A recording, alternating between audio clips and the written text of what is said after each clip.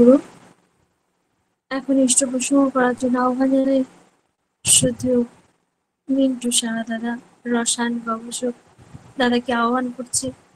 দাদা আলোচনা করুন 9টা পর্যন্ত। জয় গুরু।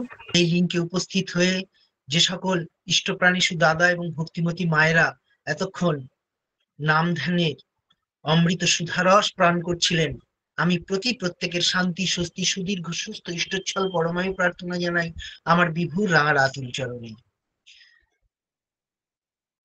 আজকে আমার আলোচ্য বিষয় শ্রী শ্রী ঠাকুরের ভাগবত লীলার কথা। আমাদের পরম প্রেমময় পরম দয়াল শ্রী শ্রী ঠাকুর অনুকূলচন্দ্র এ যুগের বিস্ময় পুরুষ। তিনি এ যুগে ধরাধামে অবতীর্ণ হয়ে যে 80 বছর 4 মাসের দিব্য ভাগবত জীবন তিনি লীলা করে গেছেন, প্রত্যেকটা মুহূর্ত, প্রত্যেকটা ক্ষণে তার লীলা আমরা কিন্তু দেখতে পেয়েছি। তাই আজকে আমি এই লিঙ্কে যে ইষ্ট প্রসঙ্গ করব বা যে সকল লীলার কথা আমি তুলে ধরবো, এগুলো সকলেই আপনাদের কাছে কিন্তু সকল কিছুই এগুলো জানা, তবুও না বললে নয়। আজকের আলোচ্য বিষয়ের উপরে আমি আজকে আলোচনা শুরু করি। পরম প্রেমময় পরম দয়াল শ্রী শ্রী ঠাকুর এই ধরাধামে আবির্ভূত হয়েছিলেন 14ই সেপ্টেম্বর 1888 সাল, 30শে ভাদ্র তাল নবমী তিথিতে সকাল 7টা 5 মিনিটে। পিতা শিবচন্দ্র চক্রবর্তী, মাতা মনমোহিনী দেবীর সেই আঙিনায় পাবনা জেলার হিমায়তপুরে সেই প্রত্যন্ত গ্রামে পদ্মার তীরে তার আবির্ভাব ঘটেছিল। ঠিক তার আগে যে অবতার পুরুষ ধরাধামে লীলা করে গেছেন শ্রী শ্রী রামকৃষ্ণ ঠাকুর পরমহংস দেব, তিনি ধরাধামে আবির্ভূত হয়েছিলেন 18ই ফেব্রুয়ারি 1836 সালে এবং এই ধরাধাম ছেড়ে তিনি চলে যান 16ই আগস্ট 1886 সালে। তার 2 বছর 28 দিন পর 14ই সেপ্টেম্বর 1888 সালে এই ধরাধামে আমাদের পরম প্রেমময় পরম দয়াল শ্রী শ্রী ঠাকুর আবির্ভূত হলেন। শ্রীরামকৃষ্ণ কথামৃতেতে আছে, শ্রীরামকৃষ্ণ দেব পরমহংস দেব তিনি বলে গেলেন, এ যুগেই আমি সবকিছু দিয়ে গেলাম না, আরো কিছু বাকি রেখে গেলাম। আমি ঈশান কোণে আবার আসবো এক ব্রাহ্মণ দরিদ্র পরিবারে। ঠিক সেই কথা মতো 2 বছর 28 দিন পর 14ই সেপ্টেম্বর 1888 সালে সেই হিমায়তপুর গ্রামে আবির্ভূত হলেন আমাদের পরম প্রেমময় পরম দয়াল শ্রী ঠাকুর অনুকূলচন্দ্র। আপনারা সকলেই জানেন, তিনি ধরাধামে আবির্ভূত হবার পরে নয়, আবির্ভূত হবার আগে থেকেই তার সেই জন্ম বৃত্তান্তের কাহিনী আমরা জানি। সেই তখন থেকেই তিনি লীলা করে চলেছেন। তিনি মাতৃগর্ভে, আমরা সাধারণত 10 মাস 10 দিন, 9 মাস থেকে 10 মাসের মধ্যে আমরা এই পৃথিবীতে আসি, আর তিনি এসেছিলেন 11 মাসের পরে, 12 মাসে তিনি এই ধরাধামে মাতৃগর্ভে থাকার পরে তিনি কিন্তু আবির্ভূত হন। এক জটাধারী সন্ন্যাসী বলেন, এইখানে এমন একজন মহাপুরুষ আসতে চলেছেন, এই বাড়িতে তিনি আবির্ভূত হবার আগে একজন আর মৃত্যু যোগ ঘটবে। ঠিক তাই কথা মতো মৃত্যু যোগ ঘটলো। 11 মাস অতিক্রম হতে চললো, তখনও শ্রী শ্রী ঠাকুর অনুকূলচন্দ্র তখনও মাতৃগর্ভে রয়েছেন। তখন সকলে বলছেন যে গণনায় হয়তো ভুল হয়েছে, তা কিন্তু নয়। তারপরে তিনি যখন আবির্ভূত হলেন ধরাধামে, আর 5টা সাধারণ বালকের মতো তিনি কিন্তু সেই মাথায় চুল নিয়ে তিনি আসেননি। তিনি একদম মানে সারা মাথা, ন্যাড়া মাথা, তার সমস্ত মাথাটা একদম মানে পুরো ন্যাড়া, সেই অবস্থায় তিনি এসেছেন। এবং তার গাল ভর্তি হালকা হালকা চুল, যেটা কিন্তু আমরা পরম পরম পরমহংসদেব শ্রী শ্রী রামকৃষ্ণ দেবের সেই চাপদাড়ি, সেই কথাও আমরা অনেকে বলে থাকি যে হালকা হালকা সেই লোম লোম নিয়ে তিনি কিন্তু জন্মগ্রহণ করেছেন, অথচ তার মাথা কিন্তু পুরো মস্তক মুন্ডিত। এবং শুধু তিনি যখন আবির্ভূত হলেন, আমরা সকলেই জানি জেলেরা তখন মাছ ধরে, পদ্মা নদী থেকে মাছ ধরে বাড়ি ফিরছিলেন, সেখানে সকলে ভাবলেন এমন একটা জ্যোতির্ছটা তারা দেখতে পেলেন, ভাবলেন চক্রবর্তী পরিবারে আগুন লেগে গেল, আগুন লেগেছে। সেই আগুন লাগা দেখে তারা যে যার মতো কেউ কেউ হাতে বালতি করে জল নিয়ে তারা মানে সেইখানে উপস্থিত হলেন। এই হলেন পরম প্রেমময় পরম দয়াল শ্রী শ্রী ঠাকুর। তিনি ধরাধামে অবতীর্ণ হবার আগে থেকে তিনি তার লীলা শুরু করেছেন।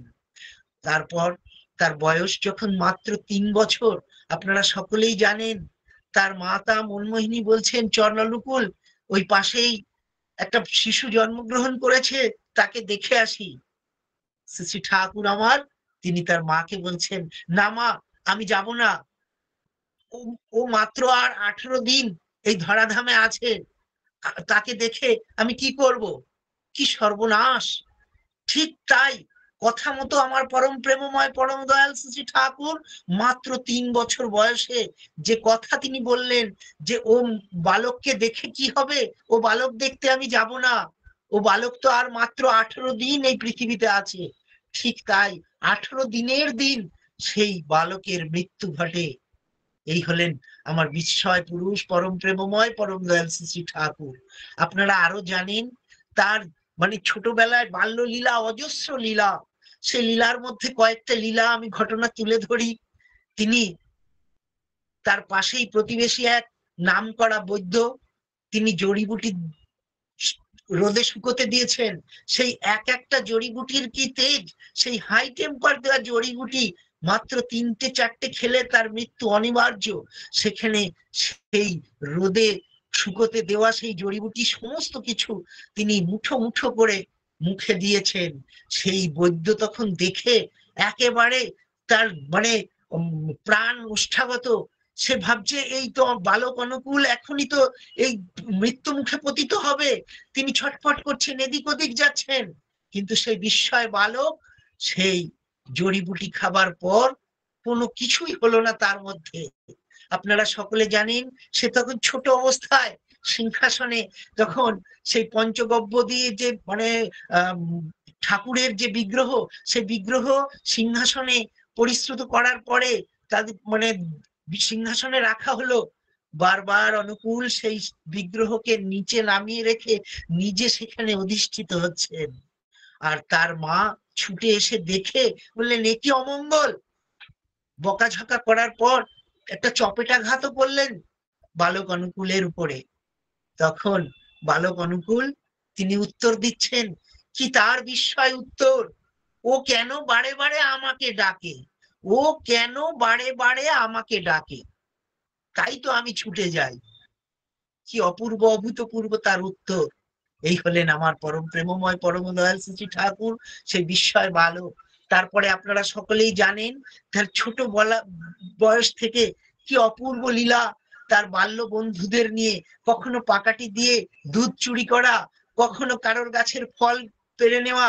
তার প্রতিবেশী আমরা জানি সে তাদের বাগানে যে সকল গাছগাছালি লাগাচ্ছেন, বালক অনুকূল সেগুলো মানে উদ্ঘাটিত করে বলছেন, এখানে বাগান করে আপনি করবেন কি, আপনার বাগান তো ওখানে। এইভাবে তার উত্তর। এরপর আমরা আরেকটু যখন বালক অনুকূল ধীরে ধীরে বড় হচ্ছেন, তখন মায়ের অভাব অভিযোগ সেই দরিদ্র ব্রাহ্মণ পরিবারে। মাকে বলছেন অভাবের সংসারে, মা তুই মুড়ি ভাজ, আমি বিক্রি করে আনবো বাজার থেকে। এই হলেন আমার পরম প্রেমময় শ্রী শ্রী ঠাকুর অনুকূল চন্দ্র। তারপর আপনারা সকলেই জানেন শ্রী শ্রী ঠাকুর অনুকূল চন্দ্রের দিব্য ভাগবত জীবনের সমস্ত কিছুই লীলা। অসীম যখন সসীম হয়ে সীমাতে লং স্থান, বৃত্তিভেদী টান হলে তাই দেখবি ভগবান। তাই আমাদের এই বৃত্তিভেদী টান আমরা কিছুতেই গজাতে পারি না। তাই তার সমস্ত লীলার মধ্যে আমরা প্রশ্ন খুঁজি। তিনি কিন্তু তার লীলা তিনি দেখিয়েই গেছেন। অথচ নরমান নরমানবের শরীর ধরে যখন অবতার পুরুষেরা ধরাধামে আবির্ভূত হন, তখন তারা তাদের সেই রূপ তাহলে কিন্তু দর্শন করাতে চান না। তবু বিভিন্ন ঘটনার মধ্য দিয়ে তারা কিন্তু তাদের সেই স্বরূপ নির্দেশ করেই থাকেন। যারা সেই দিব্য চক্ষু নিয়ে দেখতে পায়, যারা নাম ধ্যান পরায়ণ, যারা বৃত্তিভেদী টান দিয়ে তাকে উপলব্ধি করতে পারে, তারাই কিন্তু তাকে সেই রিয়েলাইজেশনের মধ্য দিয়ে, তাদের উপলব্ধির মধ্য দিয়ে, তাদের অনুভূতির মধ্য দিয়ে তাদের এই অমীয় লীলা তারা কিন্তু সগোচরে দেখতে পান। তারপর আপনারা সকলেই জানেন যে অনন্ত মহারাজ, তিনি এত বড় ধ্যানী পুরুষ, তিনি নাম ধ্যান পরায়ণ। তিনি একদিন নাম ধ্যান পরায়ণ হওয়ার পর তিনি স্বচক্ষে তার আরাধ্য দেবতাকে তিনি খুঁজে পেতে চান, দেখতে চান, তার দর্শন চান। তিনি রাগ করে একটা ঘরে ধ্যান করার পর তিনি বললেন, আমি আজকে আমার এই জীবন পুরো শেষ করে ফেলবো, এই জীবন আমি আর রাখবো না, যদি না তুমি দেখা দাও। শ্রী ঠাকুর তখন পার্লারে ভক্তদের সঙ্গে, পার্শ্বদের সঙ্গে বিচরণ করছেন, লীলা করছেন।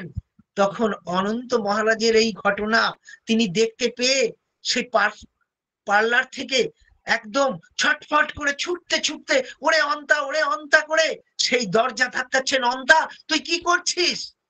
সঙ্গে সঙ্গে অন্তাকে মানে তিনি আকুল আহ্বানে ডাকলেন, অন্তা আমি এসেছি রে, তুই যাচ্ছিস কোথায় আমাকে রেখে? এই হলেন আমার পরম প্রেমময় পরম দয়াল শ্রী ঠাকুর। অনন্ত মহারাজ সেদিন বুঝতে পারলেন, সেই আমাদের কথায় আছে যে জীবননাথকে হেলায় ফেলে জগন্নাথকে দেখতে গেলি। তাই সেই জগন্নাথ কে আমরা দেখতে যাওয়ার জন্য সেই জীবননাথ তার পাশে পাশেই বিরাজ করছিলেন। এই হলেন আমার পরম প্রেমময় পরম দয়াল শ্রী ঠাকুর অনুকূল চন্দ্র। আপনারা প্রত্যেকেই জানেন শ্রী ঠাকুরের প্রথম ঋত্বিক ত্রৈলোক্যনাথ চক্রবর্তী। ত্রৈলোক্যনাথ চক্রবর্তীকে শ্রী ঠাকুর তিনি পাঞ্জা দিয়েছেন। ত্রৈলোক্যনাথ চক্রবর্তীর সেই রকম ভাবে পড়াশোনা নাই, তিনি ঠাকুরের কথা সেভাবে বলতে পারেন না। তখন ঠাকুরকে আকুতি জানিয়ে বললেন, ঠাকুর তাকে প্রচারে পাঠাচ্ছেন ঠাকুরের কথা বলার জন্য। শ্রী ঠাকুরকে তিনি বলছেন, আমি প্রভু আপনার কথা কি বলবো, আমি না জানি লেখাপড়া, কিভাবে আমি আপনার যাজন করব? আবার আপনার আমাকে পাঠাচ্ছেন সাহেবদের যাজন করার জন্য। শ্রী ঠাকুর অনুকূল চন্দ্র তখন নিজের দিকে হাত দেখিয়ে বলছেন, এই পিতা শিবচন্দ্র চক্রবর্তীর ছাওয়াল তোর সঙ্গে সঙ্গে থাকবে, তুই যখনই তুই ডাকবি, তোর বুকের কোণে এরকম ভাবে হাত দেখিয়ে বলছেন, তোর বুকের কোণে সঙ্গে সঙ্গে ছুটে যাবে, আর তুই যা বলতে চাইবি আমি বলাবো। সেই ত্রৈলোক্যনাথ চক্রবর্তীর কথা আপনারা সকলেই জানেন। তিনি তখন একাধারে তিনি বক্তব্য রেখে যাজন করে শ্রী ঠাকুরের কথা বলে সাহেবদের দীক্ষিত করেছিলেন। এগুলো পরম প্রেমময় পরম দয়াল শ্রী ঠাকুরের সেই অমোঘ লীলা। আপনারা প্রত্যেকেই জানেন যে পদ্মার জলে, গঙ্গার জলে পূজা হয়, পদ্মার জলে পূজা হয় না। সেই পদ্মাকে অভিশাপ ছিল যে যখন কোন অবতার পুরুষ তার পায়ের জলে ধুইয়ে দেবে, তখন সেদিন কিন্তু পদ্মা আবার পূর্ণরূপে বিকশিত হবে। সেই পদ্মায় মায়ের সঙ্গে আপনারা সকলেরই জানা, সকলেরই সেই ঘটনার কথা, নৌকোয় করে যাচ্ছেন মাঝ পদ্মায়, তখন সেই অনুকূল বালক অনুকূল তার মাকে পুরো পরিমাণে ছটফট করে আকুল আহ্বানে তিনি মিনতি জানাচ্ছেন, আমি পদ্মার জল স্পর্শ করব, এই জলে আমি নামবো। কিছুতেই তাকে ঠেকানো যায়নি। সেই মাঝ দরিয়ায় পদ্মার জল তার কোমর পর্যন্ত, হাঁটু পর্যন্ত, এবং মাতা মনমোহিনীরও সেই। এবং শুধু তাই নয়, সেই পদ্মা আপনারা সকলেই জানেন, যখন 1946 সালে শ্রী ঠাকুর তিনি অনেক আবেগ বিহবিল হয়ে শ্রী ঠাকুর তার চিকিৎসকের পরামর্শ মতো বায়ু পরিবর্তনের জন্য তিনি দেওঘর ধামে আসার সিদ্ধান্ত নিলেন। তখন সেই 1946 সালে সেই শ্রী ঠাকুর পাবনা আশ্রম ছেড়ে চলে আসবেন। তার ভারাক্রান্ত হৃদয়, তার মন ছটফট করছে সেই পাবনার সেই আশ্রম ছেড়ে আসার জন্য। ঠাকুর যে কি নিদারুণ কষ্ট পেয়েছেন আপনারা প্রত্যেকে জানেন। সেই পদ্মা কিন্তু সেদিন হঠাৎ করেই সেই তার পদ্মা, সেই তার মানে একেবারে সেই তার গর্জন ভেদী রূপ নিয়ে সেই পাবনা আশ্রম কিন্তু ধুইয়ে দিয়েছিলেন।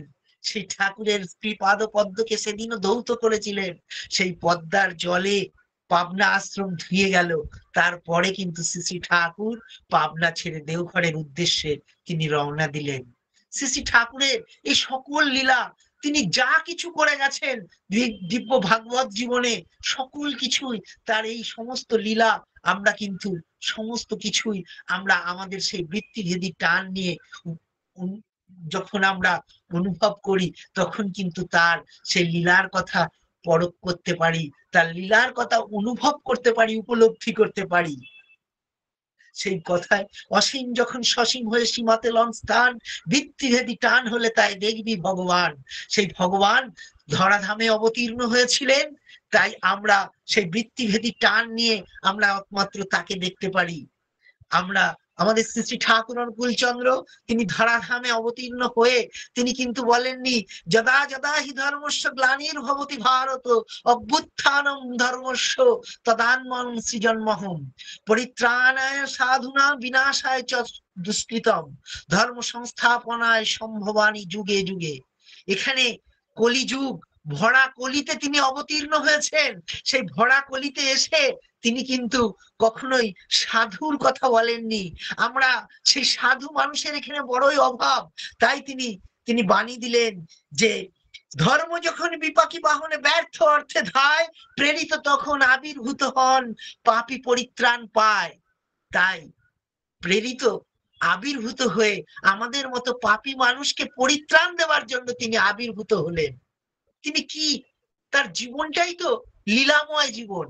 তার জীবনের প্রত্যেকটা কথা বার্তা, চলন বলন, মানুষকে ভালোবাসা, সবকিছুই দেখুন সমস্তই একদম লীলাময়। শ্রী শ্রী ঠাকুর থাকতেন আদুল গায়ে, একজন দরিদ্র, হত দরিদ্র ব্রাহ্মণ সন্তান। পরিবারটার সংসার চালানোর জন্য কি পরিমাণ কষ্ট করতে হতো। শুধু তাই নয়, আমরা দেখেছি বড় মাকেও কিছু কিছু দিন কিভাবে অনাহারে তাকেও থাকতে হয়েছিল। সেই এক হত দরিদ্র পরিবারে জন্মগ্রহণ করে আদুল গায়ে একটা মাত্র পইতে নিয়ে তিনি যখন দেওঘর ধামে লীলা করছেন, তখন মুঙ্গেরের এক ভদ্র ভক্ত মানুষ শ্রী শ্রী ঠাকুরকে এসে জিজ্ঞাসা করছেন যে সমস্ত অবতার পুরুষেরা কেউ এসেছেন সুদর্শন চক্র নিয়ে, কেউ এসেছেন রামচন্দ্র তীর ধনুক নিয়ে, কেউ এসেছেন, সকলেই কেউ না কেউ কোনো না কোনো অস্ত্র নিয়ে এসেছেন, আর আপনি ভর কলিতে, যেখানে জগতে পাপিষ্ট মানুষে ভর্তি, সকলে বিশ্বাসঘাতকতায় পূর্ণ, মানুষে মানুষকে বিশ্বাস করতে পারে না, পিতা পুত্রের মধ্যে ভেদাভেদ, ভাইয়ে ভাইয়ে ভেদাভেদ, স্বামী স্ত্রীর মধ্যে ভেদাভেদ, আর এইখানে এসে আপনি কিনা একদম আদুল গায়ে, খালি গায়ে এসেছেন, আপনি কাকে দমন করতে এসেছেন? শ্রী শ্রী ঠাকুর বললেন আমিও খালি গায়ে আসিনি রে, আমিও এসেছি, আমি প্রেম বাণ নিয়ে এসেছি। আমিও আসি, আমার সঙ্গে যে আসে একটু সঙ্গ করে, তাকেও আমি সেই প্রেম বাণ তার জন্য আমি নিক্ষেপ করে থাকি। আমার সঙ্গে একটু মিশলেই তারা বুঝতে পারে। সেই প্রেম বাণে বিধ্বস্ত করে প্রত্যেককে তিনি সেই প্রেমের বাণে বিধ্বস্ত করেন। সেই প্রেমের বাণে বিধ্বস্ত হয়ে কখনো হাউজার ম্যান্দা, কখনো এক্সম্যান সাহেব, কখনো স্পেন্সার সাহেব, যারা তার ভাষা বোঝে না, যারা তার কথা বোঝে না, তারাও দূর দূরান্ত থেকে ছুটে এসেছেন। এক মাকে জিজ্ঞাসা করছেন, একদম সাহেব মা মানে মেম মাকে বলছেন আপনি তো শ্রী শ্রী ঠাকুরের কথা বোঝেন? বলেন আমি কিছু বুঝি আর না বুঝি, আমি প্রচন্ড পরিমাণে সেই পরশ পাই, ভালোবাসার আবেশ পাই, সেই প্রেমের ভাষা, সেই আমি বুঝতে পারি কইতে নারী রে। এই হচ্ছেন আমার পরম প্রেমময় পরম দয়াল শ্রী শ্রী ঠাকুর অনুকূল চন্দ্র। আর আপনারা সকলেই জানেন তিনি কিভাবে সকলের সঙ্গে কি সুন্দর লীলা করতেন। তখন শীত মানে কাঁঠালের সিজন নয়, তিনি সেই ঘোর অকালে তিনি বলছেন এই আমি না আজকে আমার খুব এঁচোড়ের তরকারি খেতে ইচ্ছে করছে, তোদের বড় মাকে গিয়ে বল না, বড় বউকে গিয়ে বল না আমি আজকে এঁচোড়ের তরকারি খেতে চাই। কোথায় পাবেন এঁচোড়? তখন তো এঁচোড়ের সময় নেই। শ্রী শ্রী ঠাকুর বলেছেন বলে কথা, পার্শ্বদেরা সারা দেওঘরের সমস্ত বাজার ঘুরে তছনছ করে ফেললেন। শ্রী শ্রী বড় মায়ের কাছে গিয়ে বললেন ঠাকুর এরকম সব আবদার করে, আমরা কোথা থেকে রক্ষা করব? কোথাও সারা বাজার ঘুরে একটু এঁচড় খুঁজে পেলাম না, আমরা কাঁঠাল কোথায় পাবো? বড় মা তিনি কিন্তু অভ্রান্ত। তিনি বলছেন তোদের ঠাকুর যখন বলেছেন তিনি সব জানেন, যা গিয়ে জিজ্ঞাসা কর। শ্রী শ্রী ঠাকুরের কাছে ভক্তরা গিয়ে ভয়ে ভয়ে যখন বলছেন যে কোথাও খুঁজে কাঁঠাল পেলাম না, বলছি কাঁঠাল পেলি না তো কোথায় খুঁজেছিস? বললেন ওই দূর দূরান্তে সেই দেওঘর বদ্রীনাথ ধার পর্যন্ত আমি কাঁঠাল খুঁজে কোথাও খুঁজে পেলাম না, এঁচোড়ের তরকারি কি করে খাওয়ানো যাবে? বড় মা তিনিও জানেন, তিনি অন্তর্যামী, বলেছেন যখন নিশ্চয়ই আছেন। শ্রী শ্রী ঠাকুর তখন বললেন, তখন ওই ফিলান্থ্রপি অফিসের পিছনে বর্দার বাড়ির পেছন দিকে সেই রাস্তা দিয়ে তখন বলছেন যে ওইখানে ওই বাড়ির ওই গাছে দেখ কাঁঠাল ধরে আছে, তোরা নিয়ে আয়। গিয়ে সেই বাড়িতে বলে জিজ্ঞাসা করে কাঁঠাল পেরে নিয়ে আসে। আর বড় মার সহাস্য বদনের সেই ভুবন ভোলানো মনমোহিনী হাসি, ভুবন মোহিনী হাসি, সেই হাসি, তারপরে এঁচোড়ের তরকারি, এরকম সমস্ত কত লীলা তিনি করেছেন। কখনো ইচ্ছা করেছেন সমস্ত পার্শ্বদের কাছে, যখন কখনো তিনি বলেছেন রাত্রি তখন 9:30 10টা বাজে, তখন এপার ওপার বাংলায় যাওয়া খুব মুশকিল, পাসপোর্ট লাগে, তিনি বলছেন হেমায়তপুরে যাব। আর তার লীলার কথা কে বোঝে? তার লীলা সে নিজেও বোঝে না, আর তার পার্শ্বদের তো কোন ছাড়। তার পার্শ্বদেরা বলছেন মাথা খারাপ হয়ে গেছে ঠাকুর এই রাত্রিবেলায়, এই অনেক বয়স হয়ে গেছে, ঠাকুর হয়তো ভুল বুঝছেন। কিন্তু শ্রী বর্দার কাছে বললেন বড় খোকাকে ডাক। বড় খোকাকে বললেন আমি হিমায়তপুরে যাব। শ্রী বর্দা বিনা ওজরে বিনা মুক্তিতে বরং পরম আনন্দে তিনি বললেন যে গাড়ি বের কর। আচ্ছা আগে ঠাকুর, আগে গাড়ি বের করে এখনই রওনা দেব। গাড়ি বের করে রওনা দিয়েও কিছু দূর যাবার পর ঠাকুর ঘুরে এলেন। এই হচ্ছেন শ্রী শ্রী ঠাকুর। তিনি কখনো বড় খোকাকে বললেন যে আকাশের চাঁদ পাড়ি আনি দিবার পারিস? শ্রী শ্রী বর্দা বিনা ওজরে বিনা আপত্তিতে সেই ধুতি, তখন সেই ধুতি কোছল দিয়ে, পেছন দিয়ে কোছল দিয়ে সে মানে জানালা দিয়ে চাঁদ দেখে তিনি ঝাঁপ দিতে চলেছেন। এই হলেন বৃত্তিভেদী টান দিয়ে যদি ঠাকুরকে উপভোগ করা হয়, তিনি যাই বলবেন বিনা ওজরে বিনা আপত্তিতে বরং পরমানন্দে যদি আমরা করতে পারি, তবেই আমাদের কিন্তু সার্থকতা। প্রশ্ন আমার অস্তে যাহুক রহুক যুক্তি সরে, তোমার ব্রত করব পালন মরণ স্তব্ধ করে। তাই প্রশ্ন আমাদের অস্ত যাবে কখন? প্রশ্ন কিন্তু এমনি এমনি অস্ত যায় না। প্রশ্ন আমাদের মনের মধ্যে অজস্র প্রশ্ন উঁকি মারে, কিন্তু সেই প্রশ্নের তখনই সমাধান পাওয়া যায় যখন তাকে বিনা ওজরে বিনা আপত্তিতে সেই নাম ধ্যান পরায়ণ হয়ে তার বলে যাওয়া সেই শ্রী শ্রী ঠাকুরের যজন যাজন ইষ্টভীতি সস্তয়নী সদাচার পরায়ণ সম্পন্ন হয়ে উঠতে পারি, একটু নাম ধ্যান পরায়ণ হয়ে উঠতে পারি। নামে কি হয়? নামে মানুষকে তীক্ষ্ণ করে, আর ধ্যানে মানুষকে স্থির এবং গ্রহণক্ষম করে। নামের মধ্য দিয়ে আমাদের মনকে নমিত করে। নমিত করা অর্থ আমরা জানি যে আমাদের তরল পদার্থটা কি হয়, উচ্চ স্থান থেকে নিচ্চ স্থানের দিকে অবদমিত হয়। আর আমাদের মনটাও কিন্তু সতত সেই রকমই, উচ্চে ওঠানো আমার মনকে খুব কঠিন। আমাদের মন যখনই কোনো নিম্নের দিকে ধায়, সবসময় নিম্নগামী থাকে। সেই মনকে উচ্চগামী করার জন্যই কিন্তু নাম ধ্যান পরায়ণ হয়ে চলতে হয়।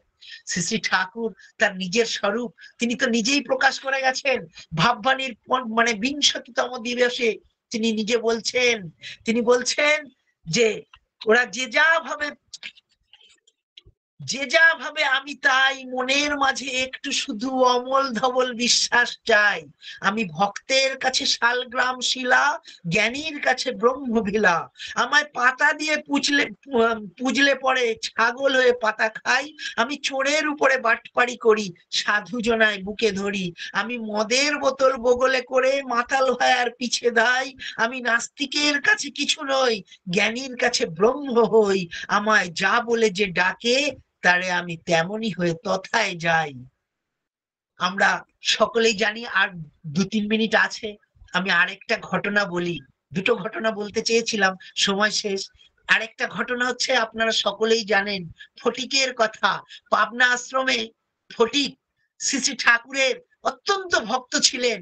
সে আশ্রমে তার লেখাপড়া বলতে কিছু নেই, সে আশ্রম প্রাঙ্গণ ঝাড় দিত, আর প্রার্থনার আগে সুন্দর করে সে সেই মানে আসন বিছিয়ে দিত, আবার প্রার্থনার পরে আসন পাঠ করে আবার রাখতো। শ্রী শ্রী ঠাকুরকে খুব করে করজোড়ে নিবেদন করে তিনি শুধু চেয়েছিলেন, ঠাকুর আমি তো তোমার কাছে কিছু চাই না, আমি শুধু চাই আমি ভক্তি ভরে তোমার কথা বলার জন্য। পাবনার শহরে সেখানে বিশ্ব ধর্ম সভার আয়োজন চলছে। পরের দিন, একদিন আগে সৎসঙ্গ আশ্রমের নিমন্ত্রণ এসেছে। কাকে পাঠাবে কাকে পাঠাবে, ঠাকুরের কাছে নিবেদন করা হলো। ঠাকুর বললেন ফটিক যাবে। সকলে অবাক, যে লেখাপড়া জানে না, কথা কইতে জানে না, সে কি করে যাবে? আবার ভাবলেন ঠাকুর শুনতে পেয়েছেন কিনা, বলে ফটিক যাবে। তারপরে ফটিককে বললে, এই ফটিক, তোর সেই ধুতি আর পাঞ্জাবি দিয়েছিলাম, ওটাকে ভালো করে জামা কাপড় কেচে আর ইস্ত্রি করে ফিটফাট করে রাখবি, কালকে ওরা গাড়ি পাঠাবে, 3টের সময় সেখানে চলে যাবি। যথারীতি ফটিক আনন্দে ডকবক করছেন। সেই ফটিকদা তখন পরের দিন নির্দিষ্ট সময়ে গাড়ি আসলো, ফটিকদা রওনা দিলেন। শ্রী শ্রী ঠাকুরের কথা অনর্গল ভাবে বললেন, ঠাকুরকে স্মরণ করে। ঠাকুরের সেই অনর্গল কথা বলার মধ্য দিয়ে সেখানে সেই ধর্মসভায় প্রথম পুরস্কার বিজয় হওয়ার পরে ঠাকুরকে এসে নমস্কার করে ঠাকুরকে তিনি নিবেদন করছেন। ঠাকুর বলছেন, তুই কি কইলি? আমি জানি না, আপনিই তো কলেন। এই হলেন আমার পরম প্রেমময় পরম দয়াল শ্রী শ্রী ঠাকুর অনুকূল চন্দ্র। আরেকটি ঘটনা বলি, শ্রী শ্রী ঠাকুর যে রামকৃষ্ণ ছিলেন আপনারা সকলেই জানেন। তার প্রধান এবং প্রথম যিনি অনুলেখক আমাদের প্রফুল্ল কুমার দাস দাদা, সেই অশেষ শ্রদ্ধেয় পরম শ্রদ্ধেয় প্রফুল্ল কুমার দাস দাদা, তিনি ঠাকুরের কাছে ভক্তি করে নিবেদন করেছিলেন, ঠাকুর আমি এ জীবনে ঈশ্বর প্রাপ্তি চাই, ঠাকুর আমি এ জীবনে ঈশ্বর প্রাপ্তি চাই। ঠাকুর তখন সহাস্য বদনে তিনি বলছেন, হাসছেন। তখন বারংবার বলার পরে আমাদের অনুলেখক আমাদের দাদাকে বললেন যে এ জীবনেই তোর ঈশ্বর প্রাপ্তি ঘটবে। তখন তিনি বললেন, বাড়িতে গেলেন আনন্দ করতে করতে, তখন গিয়ে স্ত্রীর সঙ্গে বাকবিতণ্ডায় জড়িয়ে পড়লেন। বাকবিতণ্ডায় জড়িয়ে পড়ার পরে প্রফুল্ল দাসদা খুব করে অসন্তুষ্টি নিয়ে ঠাকুরের কাছে আসলেন। তিনি তো অন্তর্যামী, সকল কিছুই দেখতে পান, তার তো চোখের অগোচরে কিছু হয় না। তিনি তখন, জয়গুরু আমি আর 2 মিনিট নেব, আমি শেষ করছি। তখন প্রফুল্ল কুমার দাস দাদা ঠাকুরের কাছে এসে অত্যন্ত রাগান্বিত, ক্রোধান্বিত এবং মন ভীষণ বিপর্যস্ত, তিনি ঠাকুরের কাছে নিবেদন করে শেষ মুখটা বসে আছেন। ঠাকুর বলছেন, হাসছেন আর বলছেন, কিরে প্রফুল্ল, তোর মন এত ভারাক্রান্ত কেন? বলছেন, ঠাকুর আপনি যাকে এ জীবনে ঈশ্বর প্রাপ্তির আশীর্বাদ করলেন, সে কিনা বাড়ি গিয়ে তার স্ত্রীর সঙ্গে বাকবিতণ্ডায় জড়িয়ে পড়লো। ঠাকুর বললেন, গঙ্গা দেখেছিস? বলে হ্যাঁ দেখেছি। বলে কি যায়?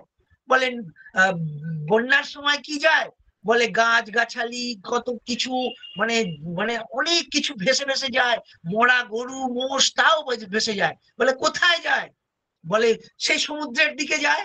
বলে কিসের জন্য যায়? বলে একটা টান থাকে, সেই স্রোতের টানে যায়। বলে আমাদেরও সেই মানব জীবনে কাম ক্রোধ মদ লোভ মোহ মাৎসর্য রাগ যা কিছু থাকুক না কেন, সেইগুলো সমস্ত কিছু একটা স্রোতের মতো বইতে বইতে চলে যায়, যদি কিনা আমরা নাম ধ্যান পরায়ণ হয়ে চলি, আমরা যদি একজন লিভিং আইডিয়ালের সঙ্গে নিজেকে সব সময় সংযুক্ত রাখি, তোর এ জীবনে ঈশ্বর প্রাপ্তি ঘটবে। শ্রী শ্রী ঠাকুর 1969 সালে ধরাধাম ছেড়ে চলে গেলেন। ঈশ্বর তখনও প্রফুল্ল কুমার দাস দাদা রয়েছেন। বরদার আশীর্বাদে তিনি শিলচর মন্দিরে উদ্বোধনে যাচ্ছেন। সেখানে এক বিরাট কোষ্ঠী বিচারী এক সাধু এসছেন, তিনি গিয়েছেন আর বরদা তাকে বলেছেন প্রফুল্ল কুমার দাস দাকে, আপনি যাবার সময় আপনার ঠিকুজি কুষ্ঠিটা সঙ্গে নিয়ে যাবেন প্রফুল্লদা। প্রফুল্লদা নিয়ে গেলেন সেই কুষ্টি ঠিকুজি, নিয়ে গিয়ে সেই দাদার কাছে শ্রী শ্রী বরদা বলছেন, ওনার কাছে একটু তোমার হাতটা দেখালে হয় না? হাত দেখানোর জন্য বললেন।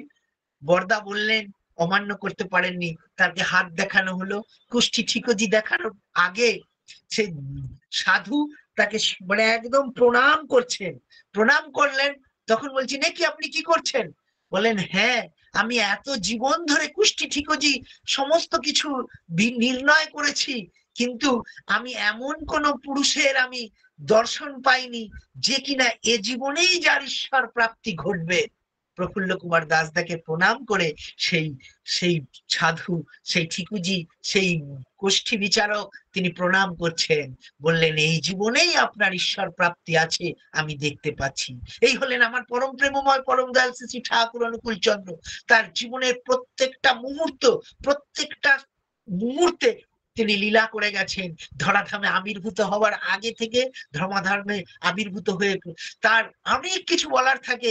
তিনি মানে সমস্ত সময় পুণ্যপুঁথিতে আপনারা জানেন 72 দিন নাম ধ্যান পরায়ণ হওয়ার পরে তার ডাক্তারেরা পালস খুঁজে পাচ্ছেন না, ব্যাখ্যা করতে পারছেন না, একজন জীবন্ত মানুষ যার কোনো পালস পাওয়া যাচ্ছে না, আর সে কিনা বিভিন্ন ভাষায় অনর্গল ভাবে বলে যাচ্ছেন। এর কোনো বিজ্ঞানসম্মত ব্যাখ্যা ডাক্তারেরাও দিতে পারেননি। আমার পরম প্রেমময় পরম দয়াল শ্রী শ্রী ঠাকুর আবার সশরীরে আবার নিজের ভঙ্গিমায় ফিরে এসেছেন। জয়গুরু। সময় সংক্ষেপ, তিনি অনন্ত, তিনি অসীম, তিনি সারা জীবন ধরে যা লীলা করে গেছেন আমাদের মতো তুচ্ছ মানুষের পক্ষে সেগুলো ব্যাখ্যা করা কখনোই সম্ভব নয়। জয়গুরু। আমি আমার মতো করে এই স্বল্প পরিসরে যা আসলো আমি এলোমেলো ভাবে বলার চেষ্টা করলাম। সকলের সর্বাঙ্গীন মঙ্গল প্রার্থনা জানিয়ে আমি আমার এই সংক্ষিপ্ত ইষ্ট প্রসঙ্গ শেষ করছি। প্রত্যেকে ভালো থাকুন, ঠাকুরকে ঠিক এইভাবে ভালোবাসুন। জয় গুরু। বন্দে পুরুষোত্তম। জয় গুরু দাদা, জয় গুরু। আমার শ্রদ্ধা দাদা দীপক দা এত সুন্দর করে মানে আলোচনা করছিলেন যে কতটা ঠাকুরের প্রতি ভালোবাসা, মানে অনর্গল বলে গেলেন। মানে মনে হয় আমরা থামিয়েছি বলে উনি থেমেছেন, না হলে হয়তো বলেই যেতেন। এত সুন্দর আলোচনা করলেন। প্রথমে শুরু করেছিলেন যে রামকৃষ্ণ পরবর্তী 2 বছর 28 দিন পরে, 28 দিন পরে আমার শিশু ঠাকুর আবির্ভাবের হয়। তার লীলা ছোটবেলা থেকে অনেক কিছু ঘটনা আপনি বললেন, আমরা শ্রবণ করলাম, এবং তৈলক্যনাথ চক্রবর্তী তার কথা শুনলাম, যার যিনি কিছু বলতে পারতেন না ঠাকুর, মানে তৈলক্যনাথ তার মুখ দিয়ে তার নিজের কথাগুলো বলিয়েছিলেন ভাষণের মধ্য দিয়ে। খুব সুন্দর করে আলোচনা শুনলাম যে তিনি পাপী তাপী মানুষকে উদ্ধার করার জন্যই এসেছেন। আর শিশি বরদা দেখিয়ে দিয়েছেন যে কিভাবে বিনা আপত্তিতে, বিনা ওজরে তার বিধিবিধানগুলো মেনে চলতে হয়। আমাদের স্বরূপ নিয়ন্ত্রিত হয় যদি তার নাম ধ্যান পরায়ণ এবং তার বিধিবিধানগুলো মেনে চলতে পারে। খুব সুন্দর আলোচনা, আমরা প্রত্যেকে সমৃদ্ধ হলাম। জয়গুরু দাদা আবার আসবেন এরকম তার কথা বলে, মানে আপনাকে, আপনার বলা,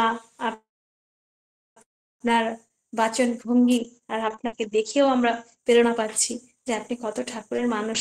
এই এই তো ঠাকুর তো চেয়েছেন যে সরল মন, মধুর বচন আর বুক ভরা ভালোবাসা, যেটাই ঠাকুর মানে বলেছেন, আর আপনাকে দেখলে তাই মনে হয়। খুব ভালো থাকুন দাদা। পরম পিতা রাঙা রাতুল চরণে আপনার সার্বিক মঙ্গল প্রার্থনা করি, আপনার পরিবার পারিপার্শ্বিক সবার সুদীর্ঘ নিরোগী সুস্থ জীবন প্রার্থনা করি। আবারও আসবেন, তার কথা শুনে তার প্রতি তন্মুখী করে তুলবেন। জয় গুরু।